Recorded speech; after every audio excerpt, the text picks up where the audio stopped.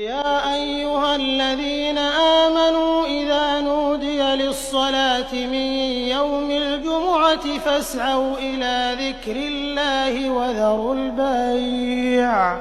ذَٰلِكُمْ خَيْرٌ لَّكُمْ إِن كُنتُمْ تَعْلَمُونَ